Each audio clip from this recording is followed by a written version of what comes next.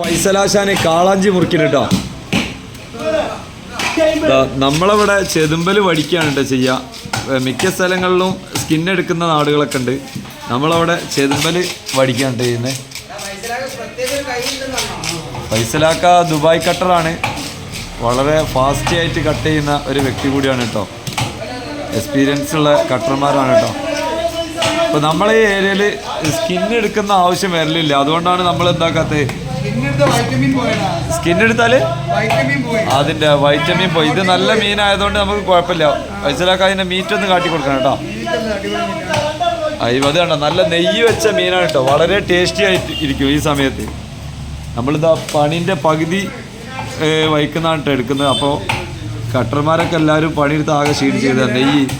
ഈ മീന് ഭയങ്കര ടേസ്റ്റ് ആയിരിക്കും കേട്ടോ. നെയ്യ് വെച്ച് കഴിഞ്ഞാൽ ഈ മീന് ഭയങ്കര ടേസ്റ്റാണ്. കയ്യിലിട്ട പെണ്ണയകേ. ഇതൊക്കെ നമ്മളെ ഗായകന്മാരാണ്. കടയിലെ ഉദയ് കറിക്ക് വെട്ടുന്നതാണ് കേട്ടത്.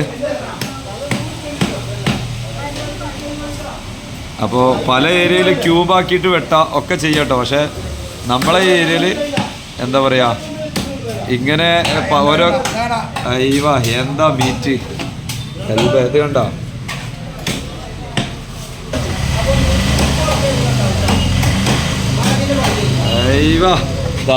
കാളാഞ്ചി കറിക്കും പറ്റും പൊരിക്കാനും പറ്റും.